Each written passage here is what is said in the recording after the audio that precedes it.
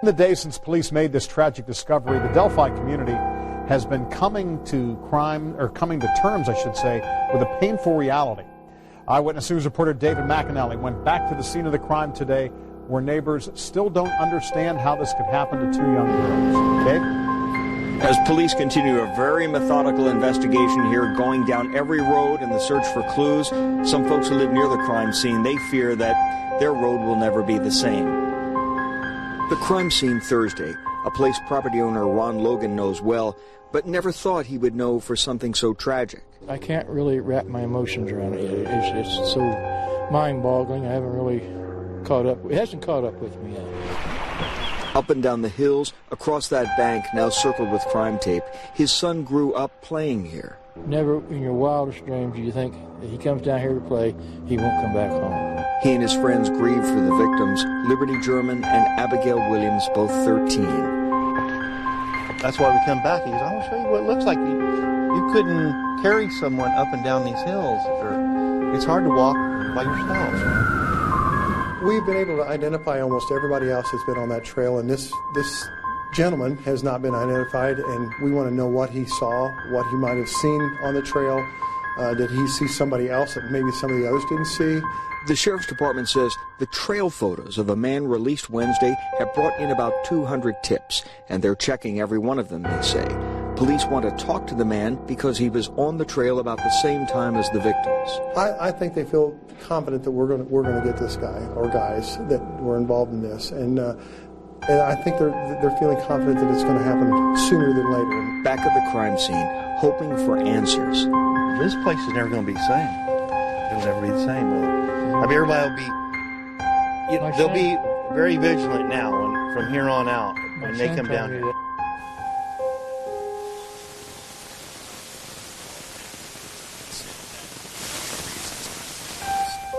Right.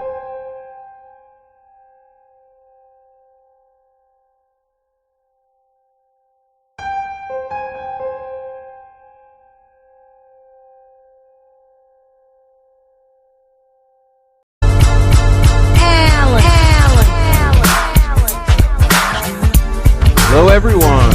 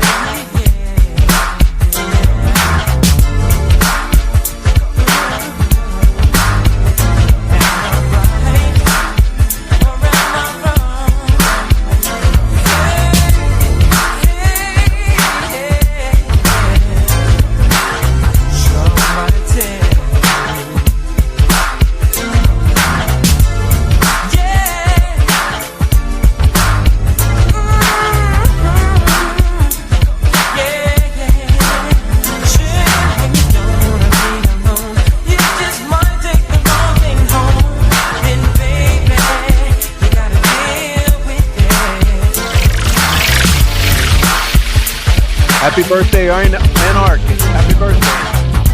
Happy birthday, sir.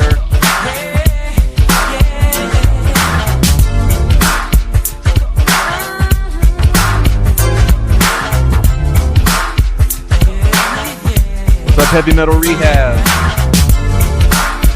Mustang. David Rogers.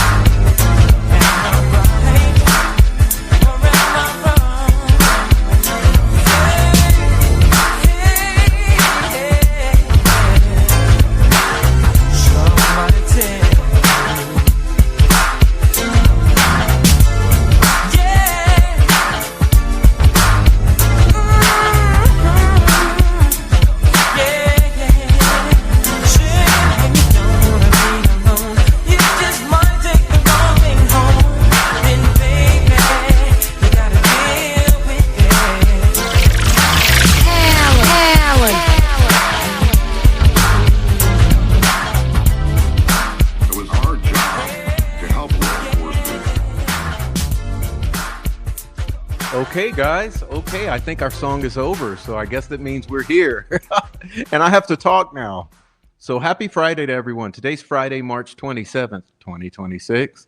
And I'm just saying hello to everybody in here. David Rogers, Heavy Metal Rehab. Good to see you. Who's Her Daddy? Quadaxel Mimi, Mandy Boo, Georgina Taylor. Hello from the UK. Good to see you, young lady. All right, Who's Her Daddy? David Rogers, Deb's here. And everybody's here. Hey, Christina. Hey, great video today. Okay, Christina released a video today. For those of you who've missed it, go check out Christina's video. It's posted on my community page. Glad to see everyone here. Emily121, Christopher, David Rogers, Mustang, Violets and Grace. Thank you for joining. She says, I joined the group today. Hey, everybody, go and join my Facebook page. I don't know if Deb would throw it up, but I made a Facebook page. It's called The Prof Podcast over at Facebook. Go join the Prof Podcast group at Facebook. And hopefully you'll enjoy it over there. We're trying to get people to go have a place to discuss. Okay. Author Claremont, welcome to you. All right. Zullery 02, happy to see you here. Okay. All right. All right, guys. So, hey, Nicole Watts here. Good to see you. All right. Carol's here. Good to see you. All right. So, tonight's show is called Delphi Breaking News, the state's insane appeal response. And this will be sort of a part two. Now, you know that on Wednesday, just a couple days ago, we covered the initial reaction to this state's filing. And I got to say, today it's going to be even a little more in depth because there's been some crazy stuff happen, right? Some crazy stuff. For instance, I don't know if you guys saw my community page, but it was an absolutely bewildering series of events regarding Todd Rokita and Stacey Diener. Now, those of you who know the case, you know that Todd Rokita is Attorney General of Indiana. He had an obscene response that I'm going to read to you shortly. And as a matter of fact, I think I'll put them up on the screen. So give me a moment here. Let's see. I want to show you Rokita's response. It's just absolutely unbelievable. Okay. This is how your elected officials are now going to spin this, for political gain. Let's be honest here. They're trying to spin this. It's a double-edged sword here, I guess. They're trying to double down on the state's insane theory, okay, while at the same time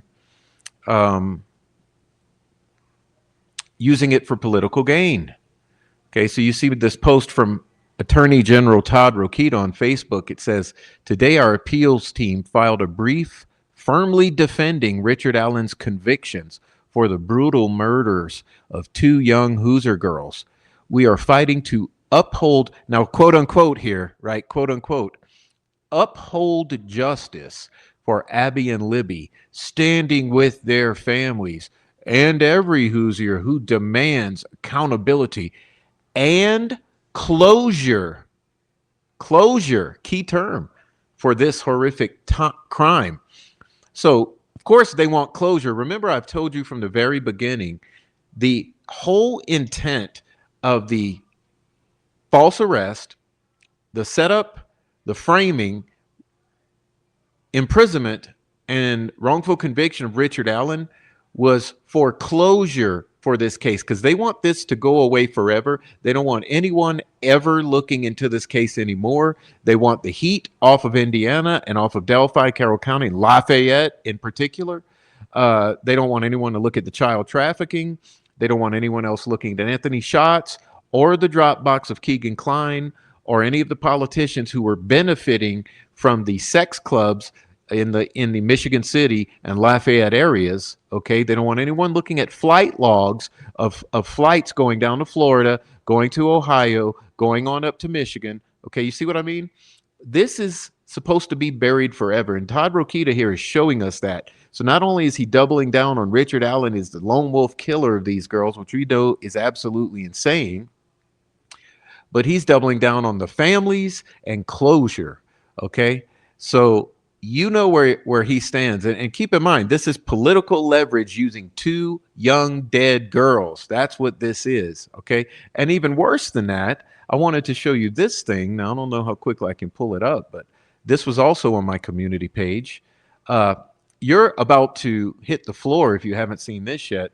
This is from one of our prosecutors, right? One of our prosecutors. Stacy Diener also made a insane Facebook post.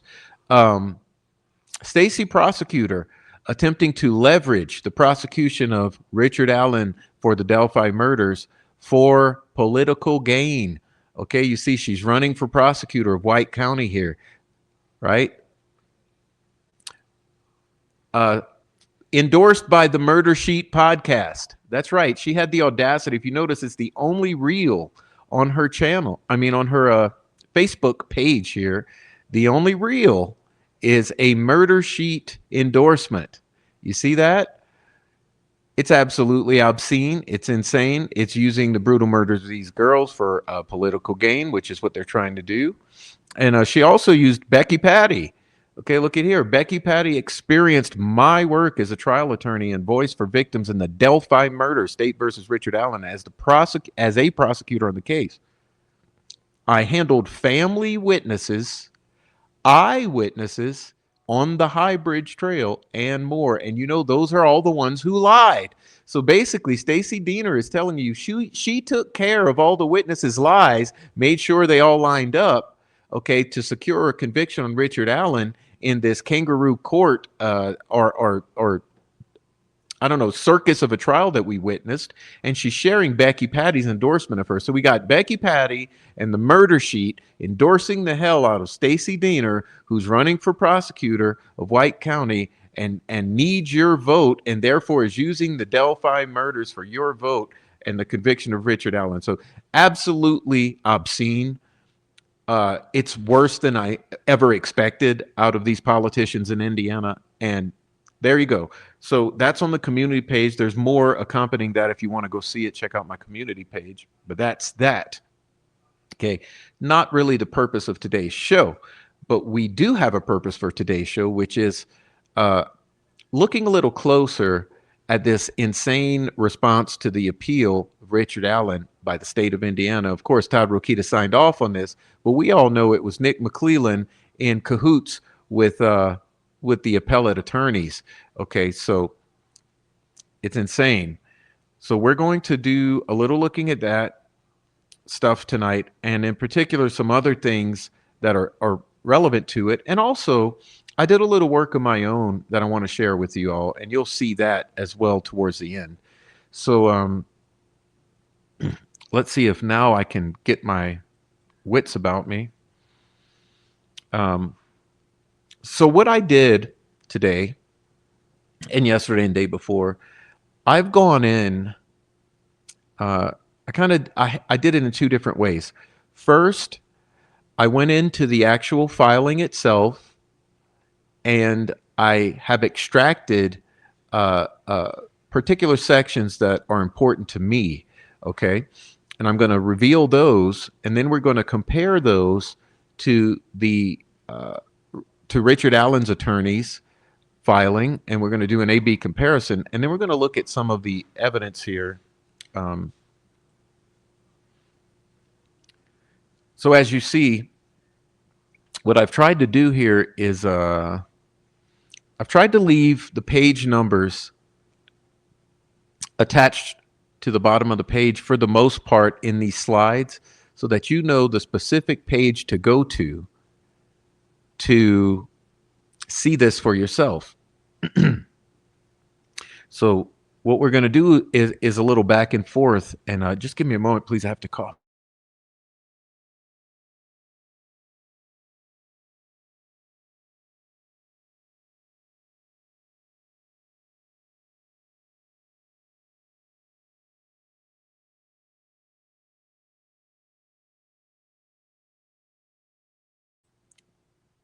Okay, so in the meantime, I've done a little looking at mainstream media and social media, and I'm looking at what is being put across, okay? And then I'm looking at the public's response, and it's very insane here. Here's what I'm noticing. What's being put across is a unified front of public relations from the state of Indiana, okay, across all media outlets, across the loud voices on social media who've been simping for the prosecution this whole time, and from the politicians involved who I just showed you. So whether it be Stacey Diener, Todd Rokita, any of the news organizations, any of the loud prosecutorial voices on social media, they're all of one accord saying he confessed and this is a legitimate prosecution and we're standing behind it. Okay? And what I'm seeing in response to this from the general public is sort of a public that is split down the middle for the most part, but a lot of people are asking questions. So the ones who are duped by the assertion that there were 61 confessions, meaning he killed the girls, because who would confess 61 times who didn't do it? So I've seen that. And then I've seen, and that being the basis of the confusion.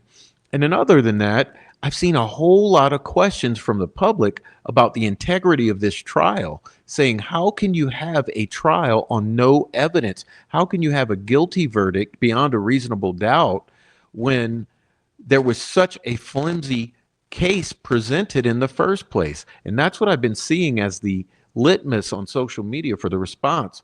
And what that tells me is the public ain't buying this shit. And if the public can begin to understand that Richard Allen was experiencing a deep psychosis, a long-term psychosis, after suffering from years of major depressive disorder, this whole thing throwing him into a deep psychosis, and all of the context of the treatment at Westville, the abuse, and all of the like, the public would shut the fuck up about these confessions and realize you cannot do this to an American citizen. This is America. What happened to all of our Hoosiers who believe in the Constitution? If you believe in the U.S. Constitution, and if you believe in the concept of innocent until proven guilty, you should believe that no one has the right, and especially the state that you reside in, should not have the right to grab you off the street and throw you in solitary confinement for a year or two until you fucking break and give them what they want. And if you don't understand that, you need to go look in the mirror, okay? But that's what we're facing here, because what they did is they framed Richard Allen. They pulled him off the street, or technically out of his home. They threw him in solitary confinement. This is like the medieval period or the Dark Ages. They basically grabbed this man, threw him in the dungeon to be tortured until he gave up the information or said what they wanted him to say. And when they felt they had enough, they moved forward with murder charges. Remember, these charges were originally supposed to be kidnapping, which would have indicated felony murder. They were thinking that they could bully him into confessing to kidnapping with the torture and abuse, and if he would do so, then they could secure a plea deal. When that failed, they fabricated enough evidence. They got the witnesses to align their stories and the medical examiner. They got everything, all their ducks in a row, and then they charged him with straight up murder and then secured a conviction on that with a compromised jury and a biased judge. So you see how that worked? Anyhow, I don't know why I'm getting sidetracked here, but back to this. So you'll see here that there are some points, okay, summaries of the argument. So we're going to go, yeah, exactly. Thank you very much. Keep in mind that among these alleged confessions, he also confessed to shooting the girls, okay? And I asked in my previous episode, where are the bullet holes in these bodies? Okay, if his confessions are legitimate and of sound mind, where are the bullet holes in the bodies? What is the information that only the killer would know that Richard Allen knew? It don't exist, okay, because they were false confessions made under duress and coercion. But anyway, point number one, Frank's claim is waived in several respects, and it is meritless. Here's the assertion. Liggett did not include false statements or omit material information from the probable cause affidavit. The affidavit still establishes probable cause, even if the challenged statements and omissions are excluded or included.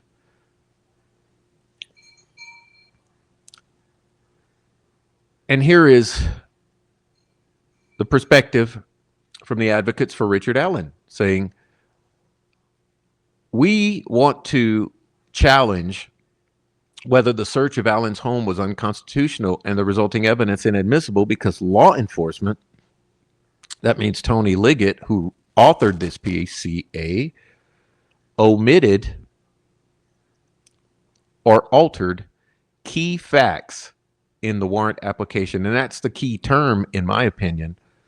Key facts. Okay, were key facts omitted and altered. Okay? The state says no.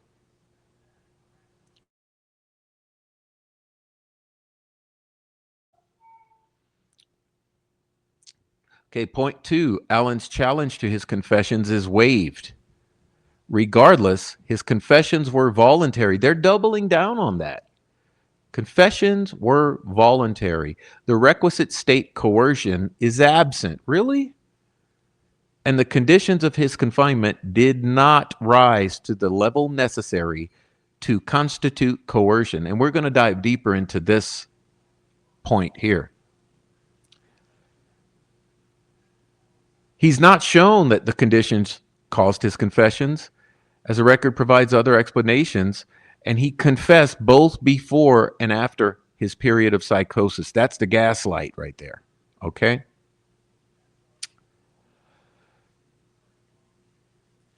The advocates for Richard Allen argue that Allen's statements, while gravely disabled during his unprecedented pretrial solitary confinement, were involuntary. Okay, key term there being his pretrial solitary confinement, which was 13 months, was unprecedented. As a pretrial detainee and a supposed safekeeper, his pretrial lengthy solitary confinement was absolutely involuntary. And they were the product of unconstitutional detention, therefore inadmissible. The state says no.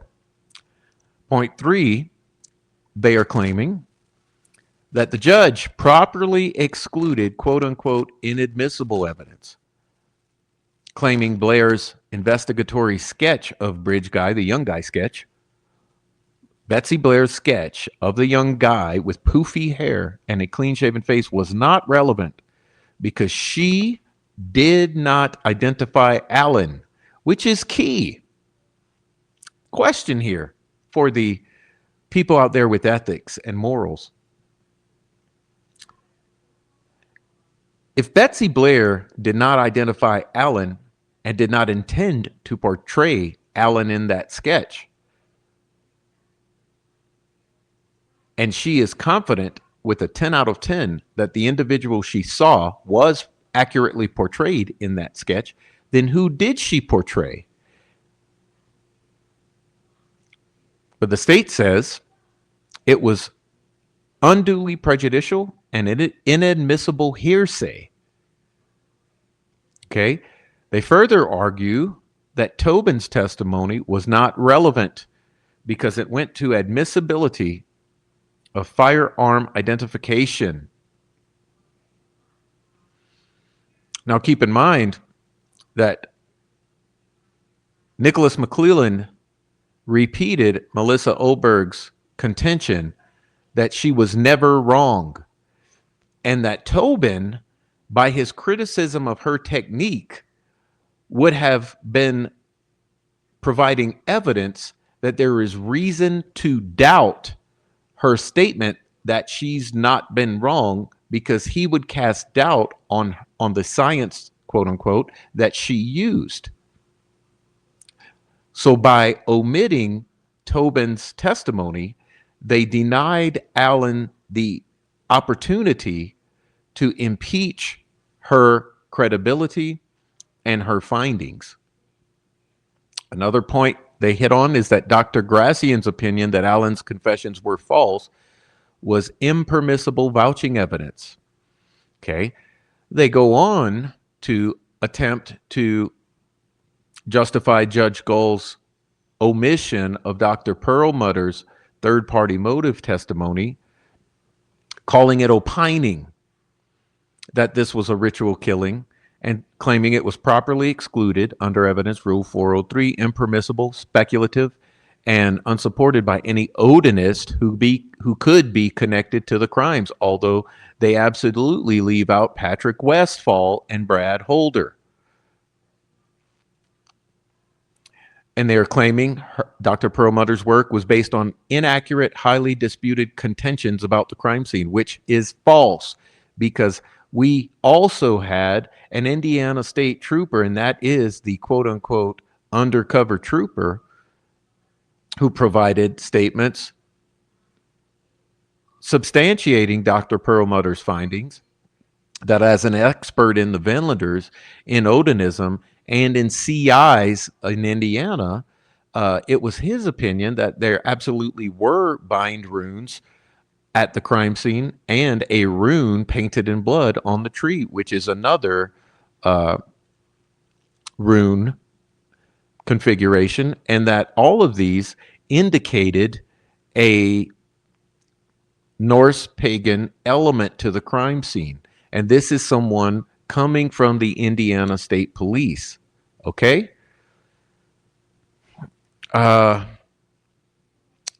Furthermore, there was the exclusion, let's not forget, of Keegan Kline, Tony Kline, and Keegan Kline, who all were viable third-party suspects, and all of whom Judge Gull also barred from being mentioned at trial. Okay? And you can see that the advocates for Richard Allen said that the trial court, or Judge Gull, denied Allen his fair right to a fair trial and to present a complete defense.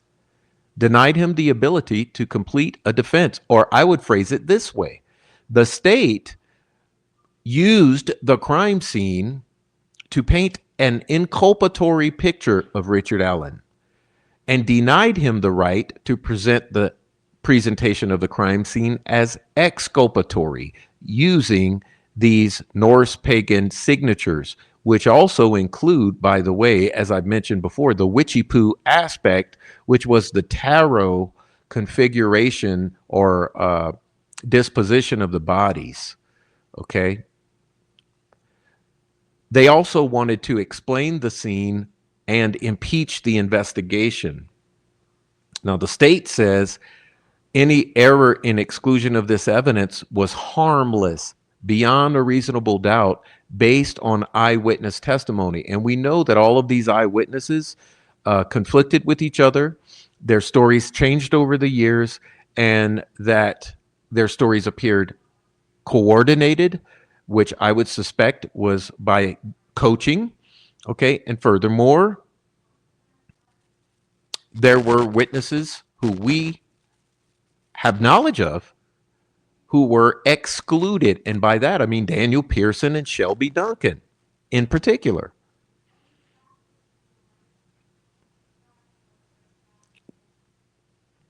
And their reasoning for that is they say that Allen's statement placing himself at the crime scene, which combined to identify Allen as bridge guy.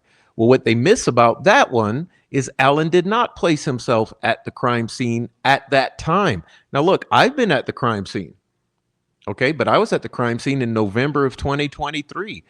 By the fact that I was at that same place, does it mean that I was at the crime scene because if Alan is at the crime scene at a different time, then he's not in the same space time, okay, as the crime. And Alan definitively said that he was there between noon and 1:30, not between 1:30 and 3. And remember, all of the witnesses, coincidentally, were also sure to exclude themselves from the crime scene at that particular time. No one wanted to be there between the 2 o'clock and 2:45 time period. Okay?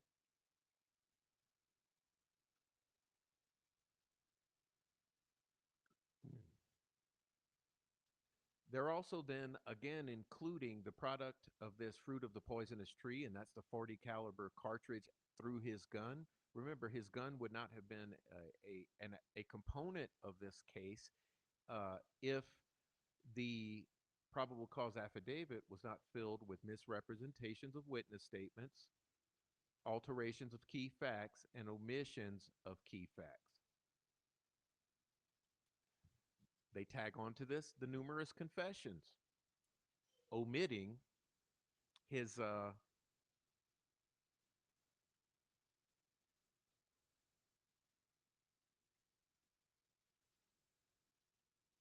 check, check, check. I hear sound. You're saying no sound?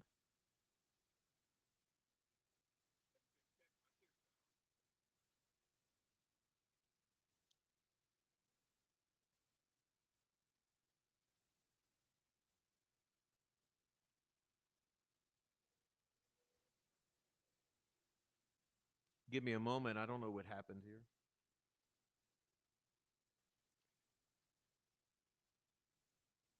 Testing.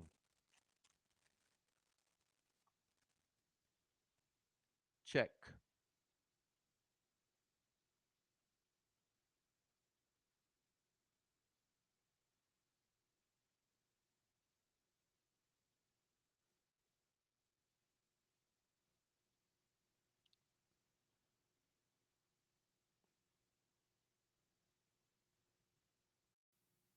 Check 1, 2. Check 1, 2.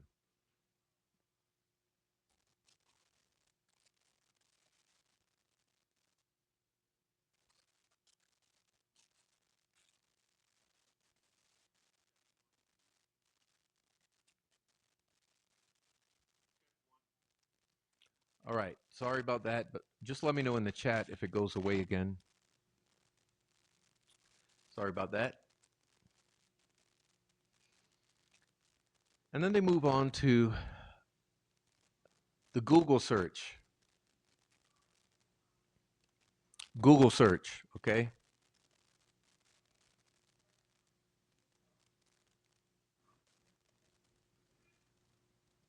Check 1, 2. Hello.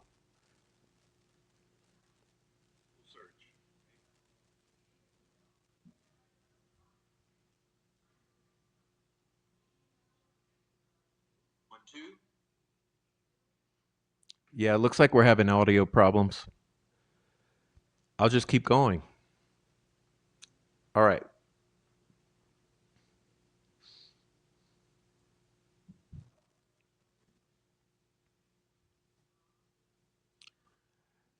And point 4, they go into the motion to correct error.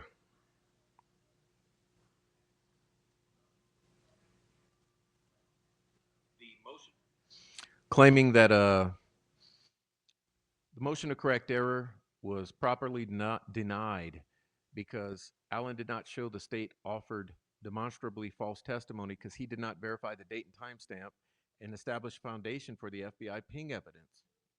The evidence would have not impeached Allen's confession to seeing the van. Yes, but see, that's a gaslight because it would have debunked the possibility that he saw the van. Now, let me see if I can do this. Let's see.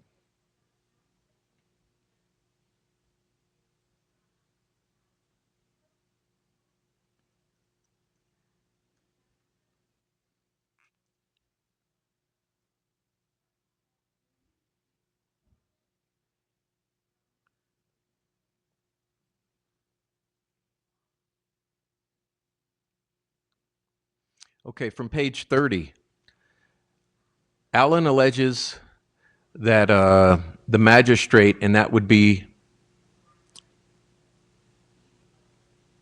Benjamin Diener, was misled by the PCA in that Allen's description of his clothing and his wife's confirmation that he owned a blue Carhartt is raised for the first time on appeal. The allegations of error raised for the first time on appeal are waived. So this is more skirting around the issue. So both on Weber's van, which was confirmed both by the video and the FBI ping information, shows that Weber would have arrived home much later than Allen would have witnessed him or been spooked by him as part of this thing. Remember, they also alleged that this van would have been something only the killer would know, and this has been gone over extensively or exhaustively.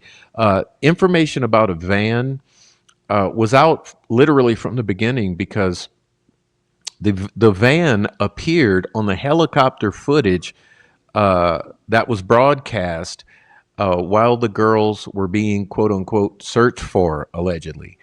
And discussion of a van on social media had gone on for years and years and years before Allen began speaking with Dr. Monica Walla, the Delphi fangirl, who I suppose fed this information or might have led with a line of questioning Richard Allen into mentioning this van by asking questions to the effect of, "You didn't see a van, did you?"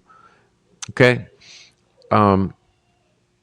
And it says here in footnote number 6, the only statements omission Allen claims showed more than reckless disregard for the truth are the two statements prior to, pertaining to a blue jacket. One of those statements, Allen's description of the clothes he was wearing, is not properly before this court at all, as well as will be argued below. That leaves only Carbaugh's description of the coat available for fundamental error review. Excising that sole statement from the affidavit does not undermine the existence of probable cause and thus the validity of the warrant, much less undermine the fundamental fairness of Allen's trial. I disagree with that because if Carbaugh changed her story once she saw the photography or video of this bridge guy and she altered her witness testimony to suit law enforcement's evidence, then that shows an effort on the witness's part to be a viable witness. Okay, which means, is there a problem with Sarah Carbaugh in attention seeking or wanting to be a witness in this case? Is there some problem with Sarah Carbaugh?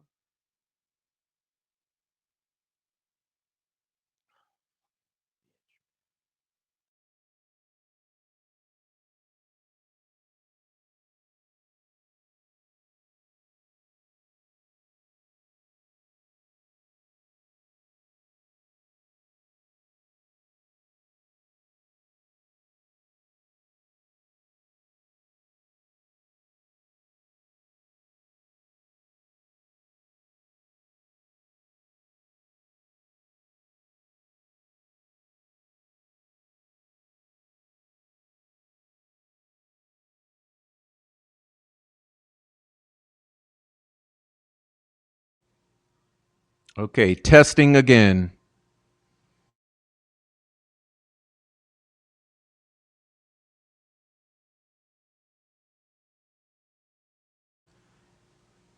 Sorry, guys. Look, we're going to have to deal with the audio being a problem. I can't do nothing about it. Something's going wrong here, but bear with me. Look, what we could use here is some donations to the channel. If you want to help the channel out, seek out my support pathways. I can buy a device that might be more reliable than what I'm having to deal with now. I think this technology that I'm using is on its last leg like the other one was. Who knows? But this is becoming prohibitive and it's derailing me, okay?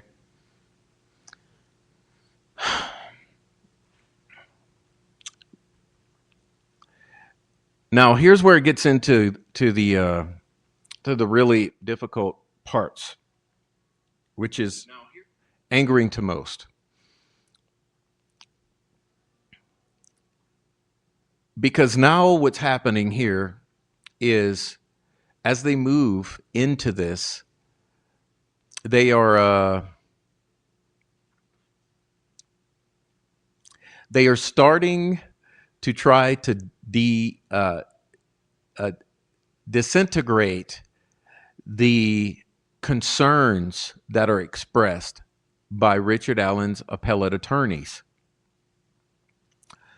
For instance, this is called minimizing, in my opinion.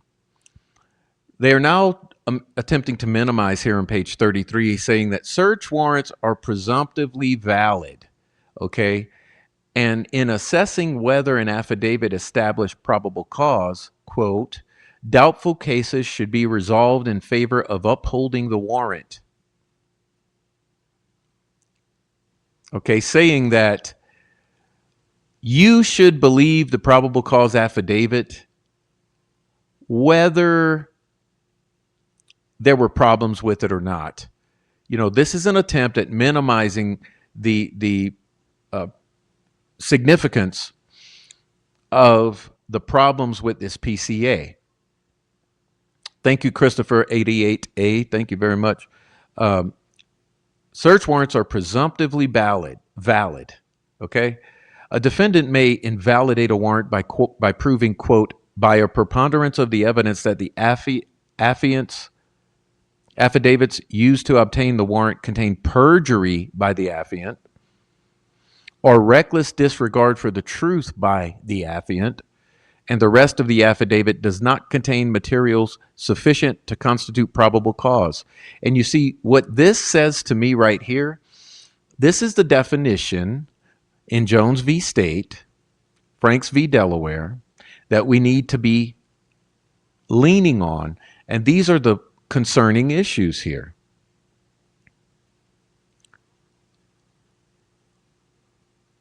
Okay. The attorneys for Richard Allen are claiming that a preponderance of the evidence is that Tony Liggett, in his affidavit used to obtain this warrant, perjured himself and had a reckless disregard for the truth by omitting and altering key statements and facts. And they are also saying that without those omissions and misrepresentations, that the affidavit would not have been sufficient. And this seems to be a really flimsy point here, because this is the exact thing that Richard Allen's attorneys are arguing. Well, let's look at that.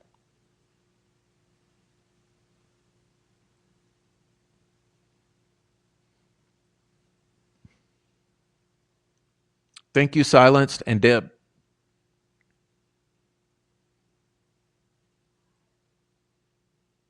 All right. Look at part C here. This is from Richard Allen's attorneys. On October 13th, the state applied for a warrant for Allen's home. In Detective Liggett's probable cause affidavit, he concluded Allen is the last individual to have contact with Libby and Abby and is the individual depicted on the high bridge from the video taken. He reasoned that Allen admitted he was wearing a blue jacket, which we know now was purchased years later. Okay?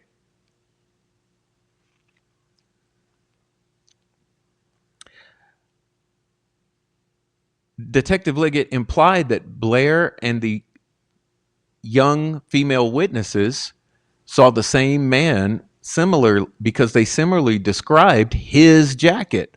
Now remember, his jacket did not exist in 2017, which is a key fact. It is a key fact. Here's what Detective Liggett omitted. He did not tell the judge about the difference between Betsy Blair's description of the man and Allen's appearance. Betsy Blair described the man as age 20, and rated her sketch as a 10 out of 10. This sketch here. Slender, youthful, boyish looking, in his 20s to early 30s, no facial hair, with poofy hair, like the sketch portrayed.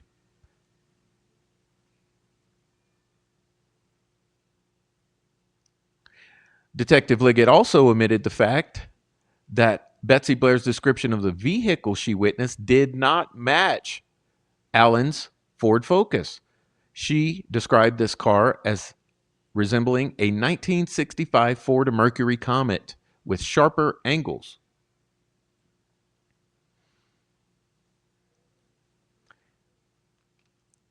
He also omitted from the probable cause affidavit that Blair told him the man that Sarah Carbod described walking down the road is not the same man she saw on the bridge, which would be an essential component of the judge determining whether or not Richard Allen was a viable suspect.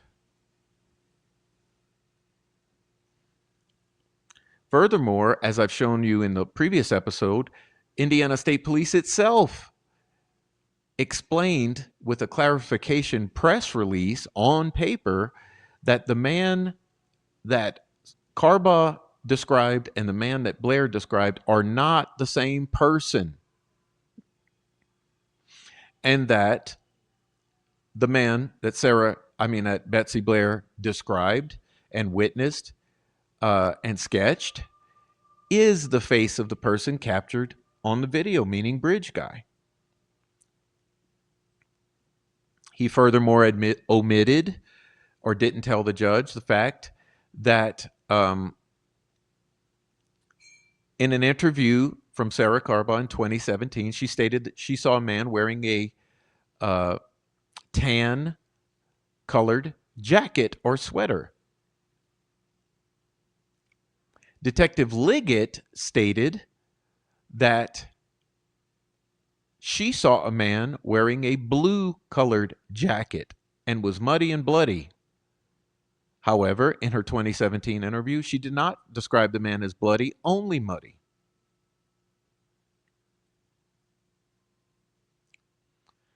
Detective Liggett falsely stated that Allen said he was wearing a black or blue Carhartt with a hood and head covering. However, Allen told investigators he didn't know what he was wearing. It could have been anything from a Carhartt to a sweatshirt.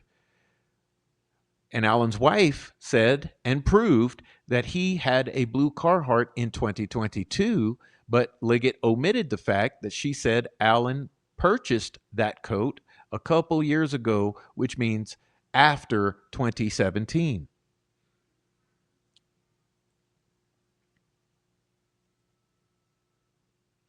And the state says, mistakes and inaccuracies of facts stated in a warrant affidavit will not vitiate the reliability of the affidavit so long as such mistakes were innocently made.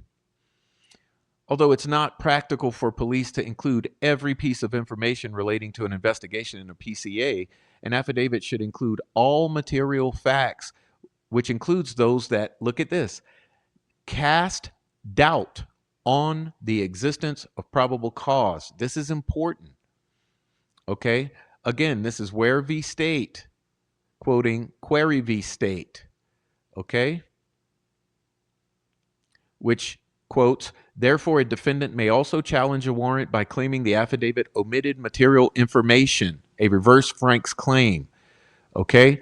So an affidavit should include all material facts, even those that show or cast doubt on the existence of that probable cause. And the state now has to explain this away. So they say the police omitted facts with the intent to make, that the defendant must show that the police omitted facts with intent to make or in reckless disregard of whether they thereby made the affidavit misleading, and the inclusion of the omitted information renders the affidavit insufficient to establish probable cause. Okay, that's what's necessary to invalidate a warrant. So basically what they're doing here is admitting the profundity of these omissions. Okay, that the omitted facts made in reckless disregard of the truth made the affidavit misleading, and the omitted information renders the affidavit insufficient to establish probable cause. And like I said, that all material facts, including those that cast doubt on probable cause, should have been included. Okay, this is important. Now, a way they're going to try to explain this away is that the affidavit did not contain false statements. Liggett's representation that Sarah Carba reported seeing a muddy and bloody man who wearing a blue-colored jacket and blue jeans was not false, much less one made knowingly, intentionally, or with reckless disregard for the truth. Okay? Carba believes she used the term bloody once in the first interview, but that it could not be heard on the video because she was mumbling. Like I said, this gives the impression to me that Sarah Carba is wanting to be important. She's wanting the credit for being a witness for this bridge guy. So she alters her witness description after it is revealed to her after key facts from the investigation are revealed to her. So once she learns that this guy is supposed to have been bloody, and once she learns that this guy is supposed to have been wearing a blue jacket, she alters her witness testimony to include those facts from law enforcement.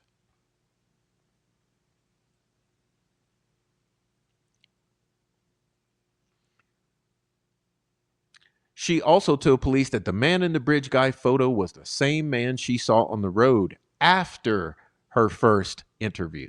You see?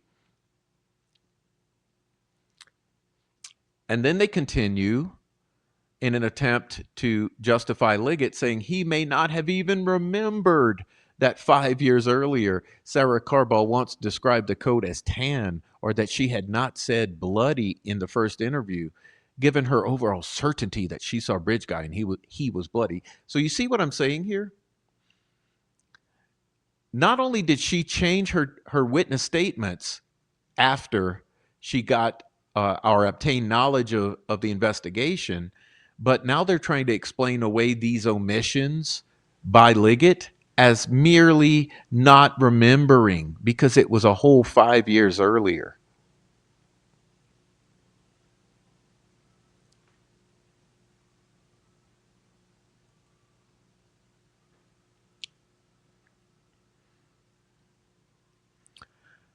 The claim is that material information defeating probable cause was not omitted. Allen claims that the affidavit omitted material information by failing to include details of Blair's description of the car she saw at the old CPS building that were inconsistent with Allen's Ford Focus, and details of Blair's description of the man she saw on the bridge that were inconsistent.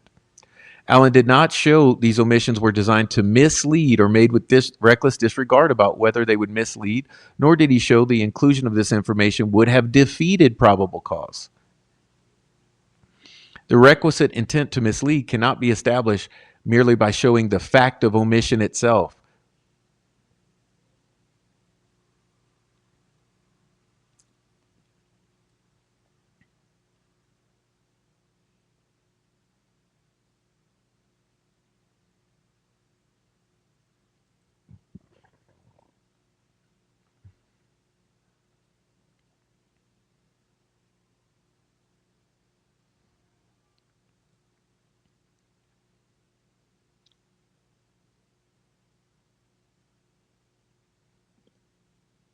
ISP lied to Allen's wife as well, telling her that a witness identified Allen. And we all know not one single witness in this entire case, in this entire trial, or since then, has identified Allen as the person that they saw out there on the trails and on the bridge that day, which is a key fact. Not one single witness identified Allen. I think that's an important aspect here.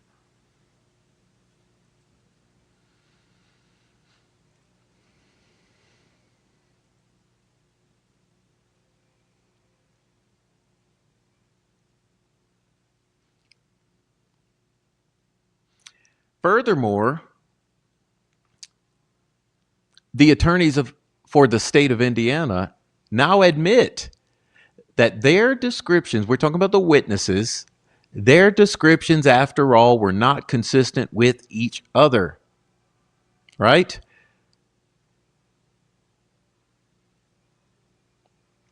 In regards to the cars or the vehicles, they say rather the information was probative because both witnesses had seen a single car parked in a suspicious manner at this location at a time when other evidence established reason to believe it was Allen's car.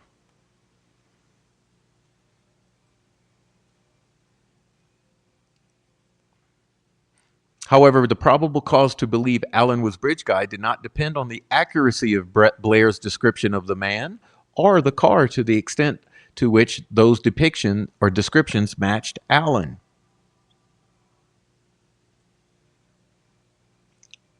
Similarly, it was Allen himself who provided probable cause to believe it was his car parked at the old CPS building between 1:30 and 3:30 because he told police that was where he had parked and that no other car was parked there. Although Allen called it the old Farm Bureau building, there was no such building in the area, and he showed police on a photograph where the building was located, which allowed them to conclude he was referring to the CPS building. That is false. Now, what we're going to do now, we really, really, really, really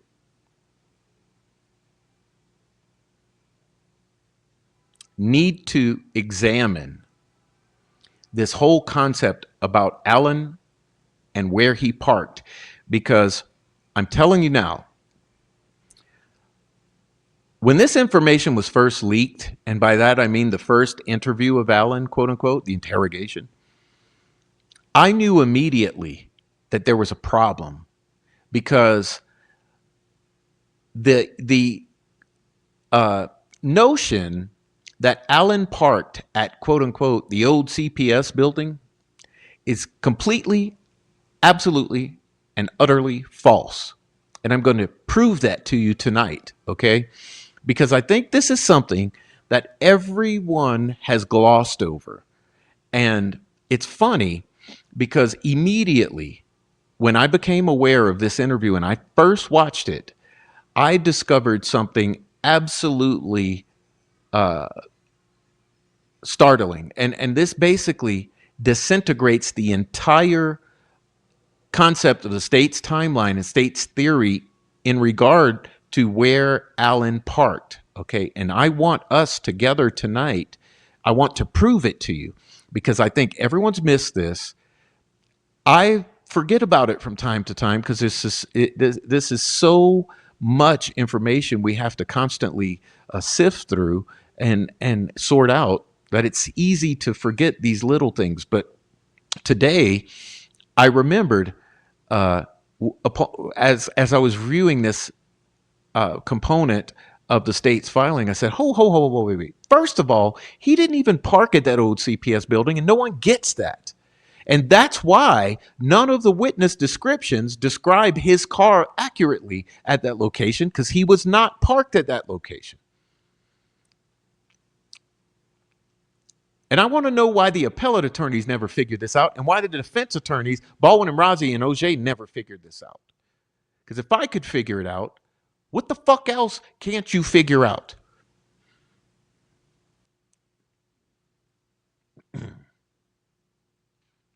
Anyhow, sorry, I'm a little aggravated.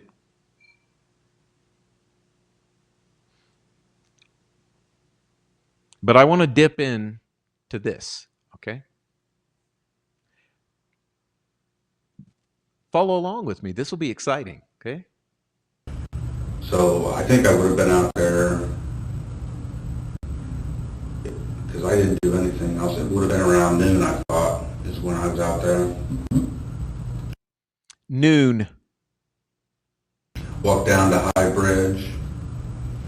Always went out just a little ways, not all the way. Went out a little ways and watched the fish. See if I seen any fish down there because I like fishing. And walked back and sat on the, when you turn around and go down the other fork, there's a bench that overlooks, and Sat there for a few minutes and walked down walked back out and left. Okay. Anything else you remember? Where was you parked your car at? Shout out Court TV. Listen, where did you park your car at? I know it's bad audio, okay, but bear with me. He says, where did you park your car at? Now, here's what we're going to do. We're going to not be idiots. We're going to listen very closely, okay? Very, very closely. Said there was, the big parking lot wasn't there at the time, right? The big parking lot wasn't there at the time. We know where that is, okay? And I'll show you on the map. But let's the big parking lot wasn't there at the time. We all know that. Oh, you mean which one? Like where the bridge is at, I don't think it was there. So there's if you went over behind, there's a back road that went up and there was a bridge, not the main bridge, there was a smaller bridge where you could park there. There's a back road that went up, and there's a small bridge, not the main bridge. And there was a space you could park there, okay? There, or you could park over on the other side. Or you can park over on the other side of the small bridge. And I remember I didn't park over there where it's a farmer's entrance or something. I didn't park over there. It's a farmer's entrance or something. I remember I didn't park there because I had told him something about there were a couple vehicles there when I left, so I had parked somewhere, either parked over on the bridge side, or there used to be a little building there. I could have parked there. There was a trail until they got the whole thing done. Okay. When you're talking about the bridge, just so I'm clear, you're talking about that big blue bridge, the Freedom Bridge or whatever that goes over the highway? Well, that's the big blue bridge, but before that was there was a... Okay, there's the big blue bridge, Freedom Bridge, but before that lot was there... If you're going out of town, you would take the road that I think is where the park is. It veers off, it winds off this way, and there's a road. The first road you come, well, I don't know. If you're coming out of town means Delphi, okay? And he uses his right hand and says, you veer off right, okay? You veer off that way. First road, but there's a road that takes off to the right, and there's houses, and then it just kind of turns into a lane. There's houses, and it kind of turns into a lane.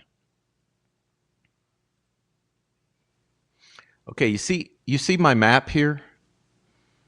Okay.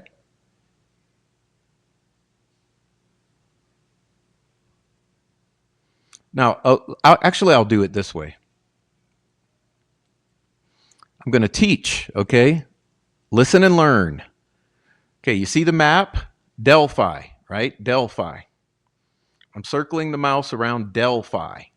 This is town. Okay, this is town. You're coming out of town.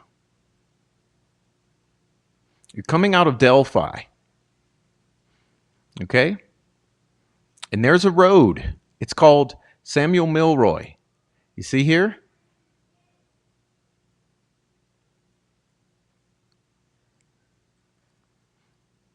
Coming out of town. You hear Samuel Milroy. You turn right.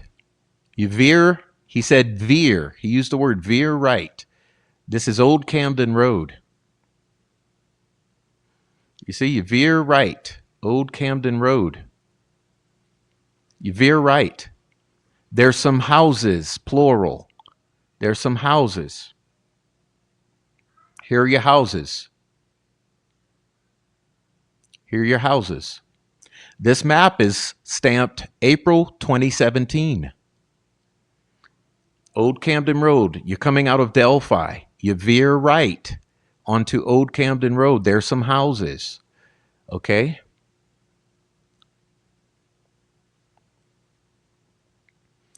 There was a building you could park by. Okay?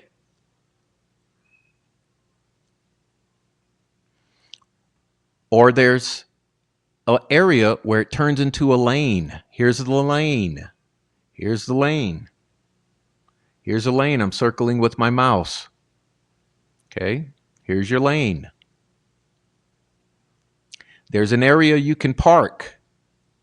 Here's the area you park. Here's the area you can park. Okay? You get up on the trail. Okay, are you seeing it? There's an area you park. You get up on the trail. You walk over the small bridge. You can't drive across it. You walk over this small bridge. Okay, small bridge.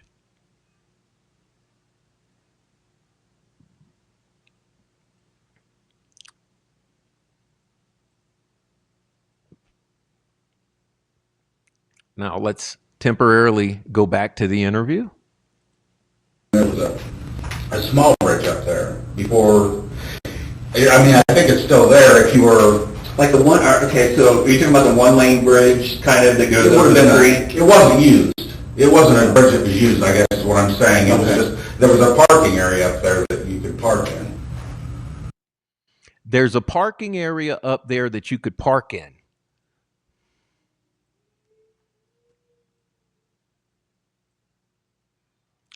Here it is. Here it is. You see, what he's describing is this bridge right here. Okay? This little one-lane bridge, you can walk across. You can't drive across. You park here. This is the other side of the bridge.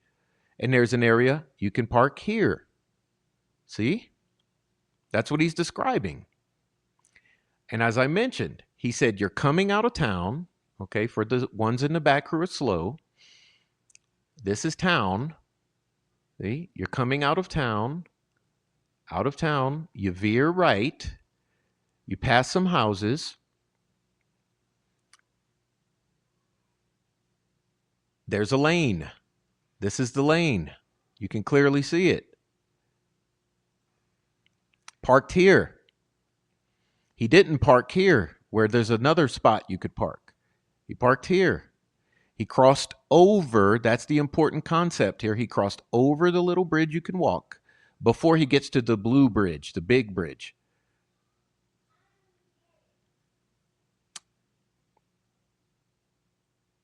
Okay. And that's where that's where quite a few people would park before they, I mean, now there's a nice parking space, but before it was either you parked there or you parked over in the farmer's thing, and I mean, at one point they had it marked that they didn't want you parking there, so and I know it wasn't over there, because I told them something about some cars that were there, so I would have been parked up on the bridge side of things, I guess is what I'm saying. I would have been parked up over the bridge side of things is what I'm saying. The bridge side of things is over here. The bridge side of things. That little bridge he's describing. I guess I won't have Okay, did you hear the uncomfortable laughter? Because let me tell you, here's where the setup is. Here's where the setup is. Because let me explain this. When they're interviewing him, they already have their witness statements. They already have their witnesses. They already have Betsy Blair. They already have Terry Wilson. They already know that they need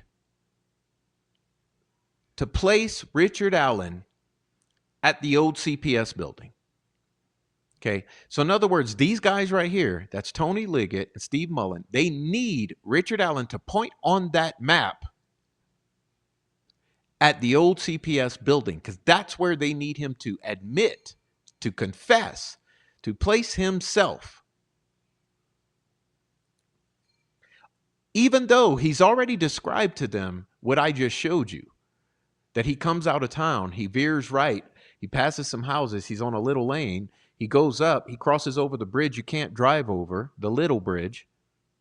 He admits that he's parked on the other side of that little bridge. He has to cross over it. He bypasses a parking area. And then he hits the blue bridge. Now, you fucking tell me, if he's parked at the CPS building, how does he need to cross those two fucking bridges? If he's parked at the CPS building, how does he need to cross both those bridges? So this is kind of an overview of the area. So obviously this is the Blue Bridge here over the Houston Heartland Highway. Okay. Yeah, and so can you mark on where you think you parked at? Good. This is the setup. Show me the Blue Bridge again. Blue Bridge, here's the Houston Heartland Highway. Here's Now let me say this. You could tell by looking at this, he doesn't know what the fuck he's talking about. He's totally disoriented with this map. They're handing him the pen. Oh, here you go. You want to hang yourself? Here's the pen. Okay. Would you just please put an X on that map at the old CPS building? Even though you just told us the truth, put an X on the map at the old CPS building since you're confused. Here's Main Street. The road that comes out from downtown goes out onto Heartland. And here's the Andersons. I think that's going to be their fertilizer plant. And down there's their... So that's the Blue Bridge. I mean, it's right there. It would have been over in here somewhere probably. Well, that's one of the parking areas. Okay, look. He looks confused. He's saying, it would have been somewhere up in here probably. And then or it would have been... Or it would have been... There's an old building somewhere. There's an old building. This map was taken back when the building was still there. And this is the building that was on the bridge, the trail side of the bridge. Okay. So trail side of the bridge. They're pointing to the CPS building. You see, this is the building that's on the trail side of the bridge, which he just told them he didn't park at. Down this way. I think you went down this way and like there's an underpass or something. Yep, that's right. And then there's a building right there. You can see it. Okay. So it would either have been there or there. Okay. All right. Very good. Which way do you think you would have traveled to get to this building that particular day? If you remember. Just that way that loops around. Okay. I don't know the names of the roads or anything. I mean, I can show you where I drove, but I can show you where I drove. Oh, question. Why didn't they put him in a car, drive him out there, and say, show us where you parked, Rick? Because they didn't want that. As soon as they had a mark on this map, they had what they wanted. They needed him to put himself at the old CPS building, which is why they're pointing specifically to that spot saying, check here. It just, on the way, the road that goes out, it's basically the same way that you get to this one, except,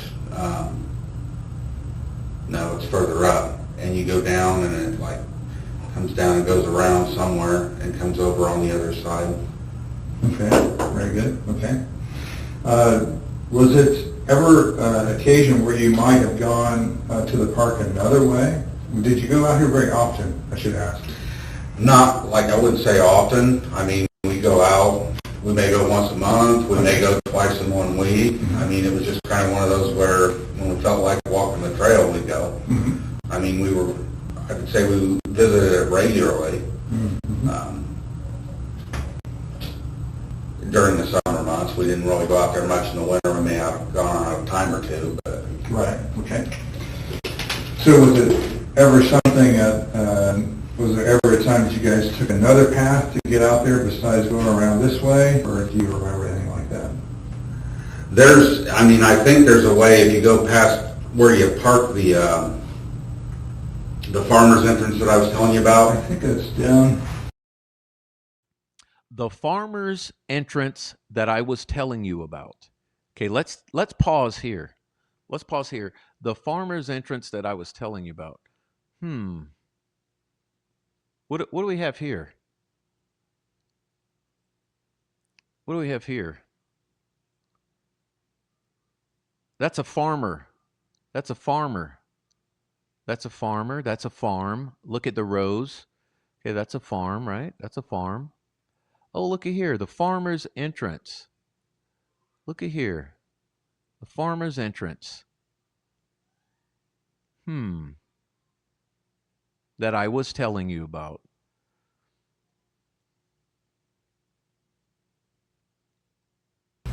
Here, there's an entrance across from a residence that's a farmhouse. Now see, now they divert him again. They're diverting him again. Does that make any sense? Okay, yeah. Okay. I mean, I know that there's a way that winds around, and you can eventually get back to 200 or whatever road it is. We're off of 200 North, I think it is. It comes out somewhere down there, but we only did that. I think we found that by accident one time. We thought we'd go that way and try to get back, and it was we eventually came out that way somewhere. Okay. But no, I wouldn't. If we were going to go there, we would go down through town and Through town. Okay. Good to know. All right. Okay. So let's talk. Let's stop there. He just said, okay, because look, I don't play stupid here. If we were gonna go there to the trails, we would go through town, okay?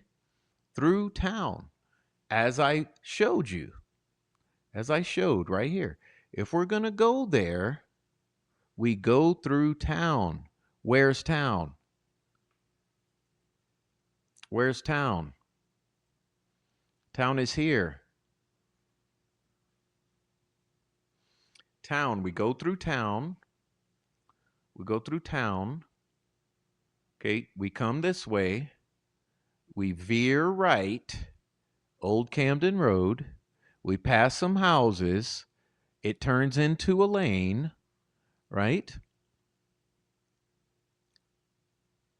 Cross over the little bridge that you can't drive across. Okay. Then get to the blue bridge.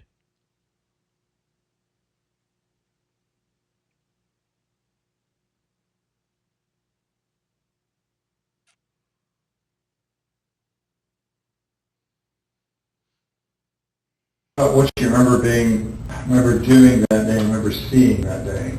okay. You gave an account to Sure. the officer who talked to you. And do you remember how that was prompted, how that happened, that you happened to talk to the officer? I don't remember if it was the next day or a couple days, but shortly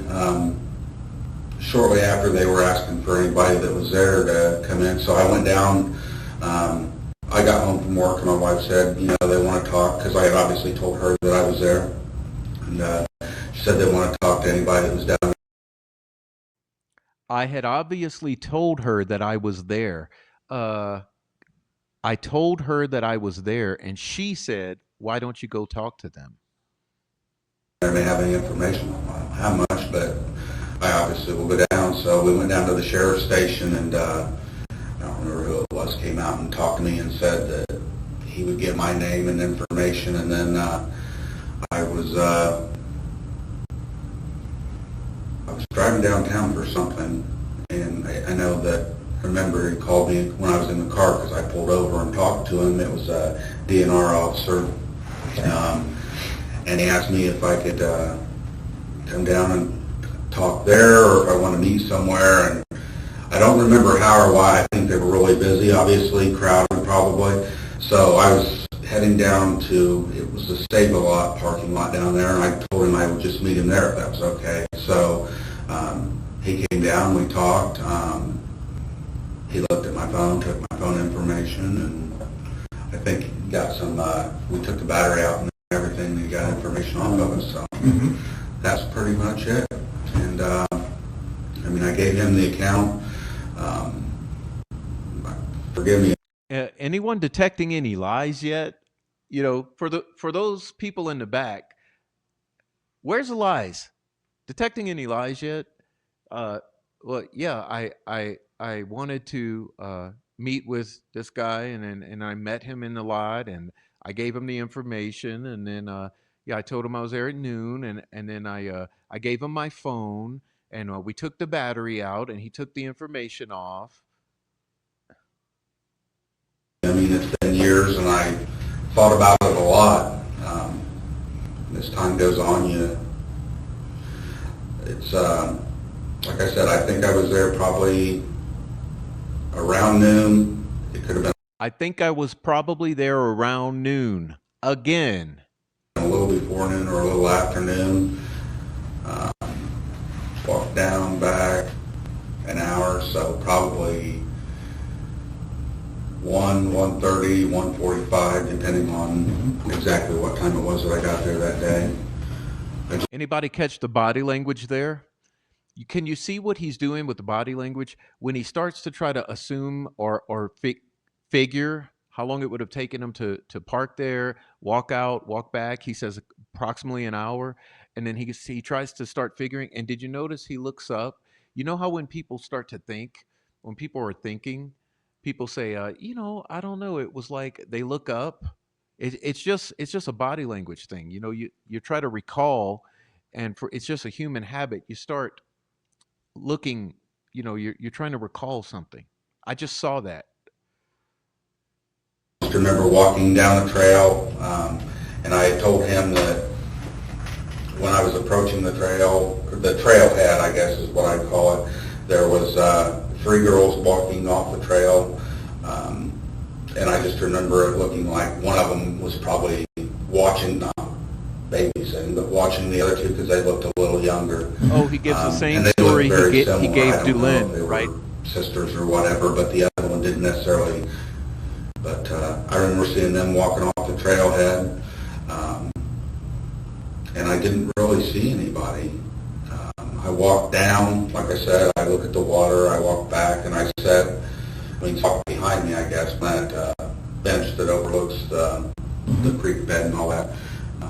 And I remember telling him when I left, I remember there being, I think there was 2 vehicles down there on that farmer's entrance that I told you about. Mm-hmm. And that's why I know I didn't park there, because obviously I wouldn't recall seeing cars there if I parked there. The farmer's entrance, are we still talking about this area here, or is there some other location here? There's a pull-in, like right next to the trail is all I can tell you. There's a pull-in right next to the trail, and a trail actually leads up to the trail. Yeah, it's hard to see from here, but I think this is what's called the old Mears. Probably. There was a farmhouse across from it is all I knew. Right. And it was like I mean, I guess it looked like where you take farm equipment in and out or something, but okay. I know at one point they flagged it that it said no parking, so we didn't park there for a period of time, but. Did you ever park there before when you went? Yeah. A lot of times you did? Okay. I mean, we used to when it wasn't marked. Mm-hmm. We did a cleanup down there one time I brought a bunch of Walmart people, kind of a community engagement thing, and we did a cleanup down there. It's the year that they tore down, we tore down that, if you go down, not the High Bridge way, but that one where I sit on the bench. Yeah. That's what I was telling you about. If you go down the hill, there used to be a little shed, a little shack down there, and they tore that. Did you just, okay, look, I know I'm getting sidetracked. We're going to take a little detour here. Did you just hear him say down the hill? Did you just hear him say down the hill? Because I know I heard him say down the hill, and I know his voice sounds nothing like that other fucking voice. His voice is nasally as fuck. Yeah, I think I went down the hill. Did you hear that? He just said down the hill, and it's obviously not the same voice that we hear on this recording. Actually, let me back that up. Everyone listen for down the hill. Kind of a community engagement thing. We did a cleanup down there. It's the year that they tore down. We tore down that, if you go down, not the High Bridge way, but that one where I sit on the bench. Yeah. That's what I was telling you about. If you go down the hill, there used to be a little shed, If you go down the hill. Shack down there, and they tore that, and we were there that day that we tore that down. Okay. Now, you guys did that with Walmart. Was that a local Walmart you worked at? Lafayette. Lafayette, Yeah. okay. The one on Commerce or the one on Commerce. Okay, all right. So you guys came up and did that. Do you know when that was? Oh, Lord, no. Well, Was it before or after this? 2006. Oh, it would have been, Way before. I wasn't even with, it was what, 17? Yep. When the girls were out there. 13, 17. I wasn't even with Walmart at the time. I would have already been with CVS, yeah. Okay.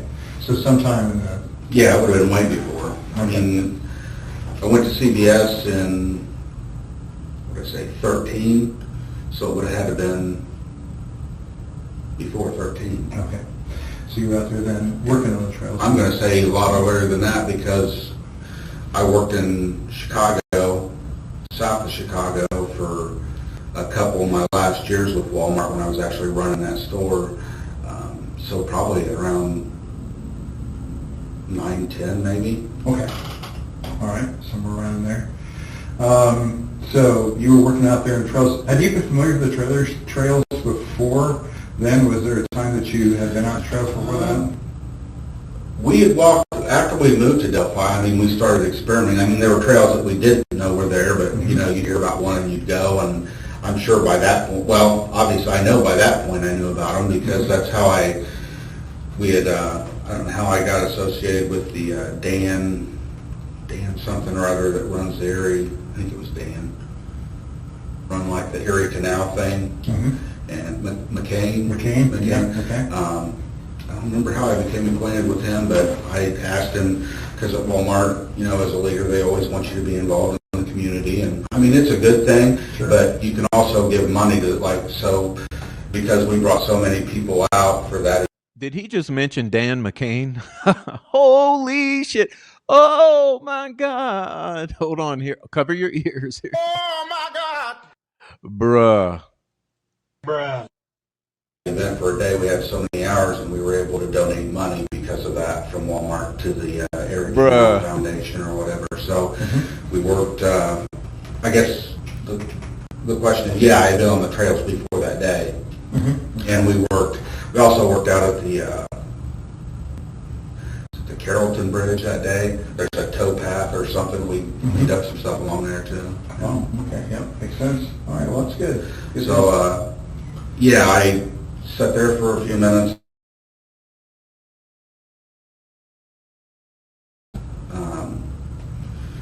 I may have told him the exact makes. I'm not sure. I just remember one was like a sedan, and I think maybe one was an SUV. I'm not sure. Oh, okay. So question, one was a sedan, one was like an SUV. I witnessed a couple of vehicles. Whose vehicles did he witness out there on the way back from his walk? Maybe, hey, question here.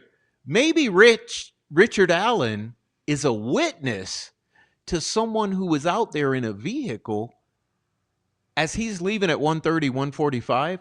Who's showing up at 1:30, 1:45 that he may have witnessed their vehicle? Maybe he should be a witness in this case. I have to look back at what I said that when I interviewed with him. And that was at the, you call it farmer's entrance, those cars were at the farmer's entrance? Yes, sir. Okay. What about where you parked? Were there any other vehicles? I know there were no vehicles where I parked because I don't remember telling him. I mean, if he asked, I didn't see anything there that day. No. Okay. A lot of people would park at that farmer's entrance because I'm thinking that was probably when they didn't really want you parking there, and that's probably why I didn't park there. But it's much closer to the trails, so a lot of people like to park there. You walk in and you're actually like halfway through the trail. So He's talking about the Mears lot. Okay, for everyone who's stupid, he's talking about the Mears lot. The Mears lot entrance. you can walk one way and the other and leave. But I know at one point, like I said, they didn't want you parking there, so we didn't.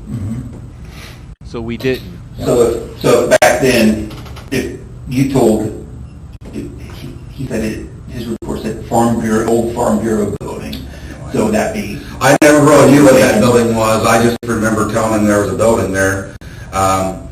And if that's where I told him I parked, and that's probably where I parked. Because we, like I said, we would either park.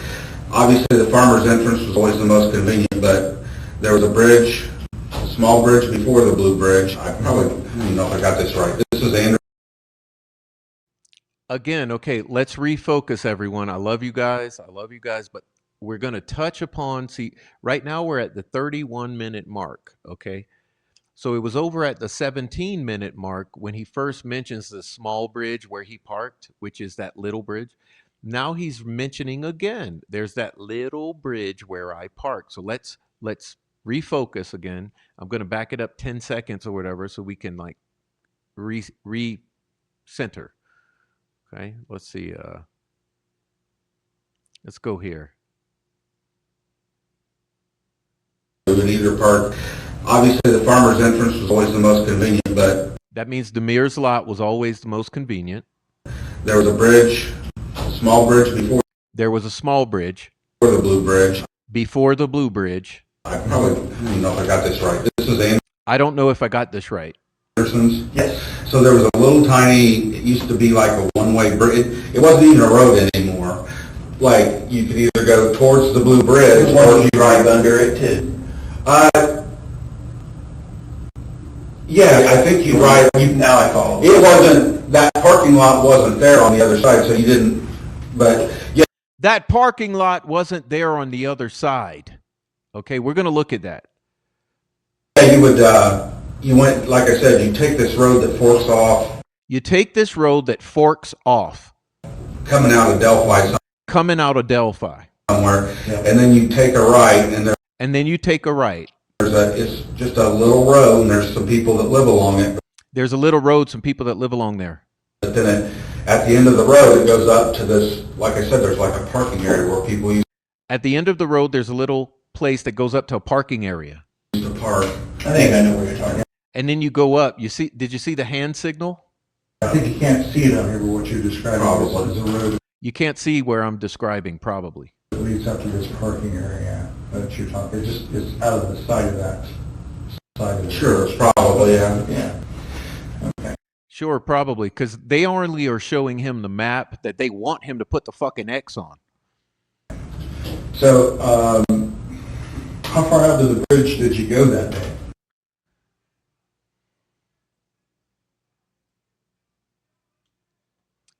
Again, I'm doing this to be annoying to all of you. Trust me. Look, he just said, you're in Delphi. You come out of Delphi on the road. I don't know what it is. You take a right, he just said. You go past some houses. He just said, these are your houses. Okay? He says, you end up at the end here, and there's a place where people park. Here. It's a hill, okay? And he says, remember, he said, you go up. This is where you go up. You see my mouse? You go up. And you cross this little bitty bridge. Okay? Are you understanding? Okay, he's saying the lot is not there yet. Well, let's take a look. Let's take a look. 2024. Oh, look. It's an official parking lot here. And oh, look. This shit's still here. It's still there now.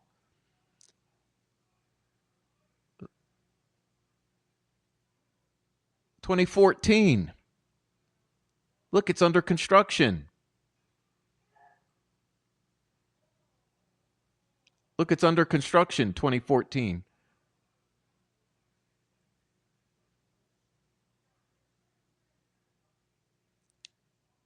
$2017. Look.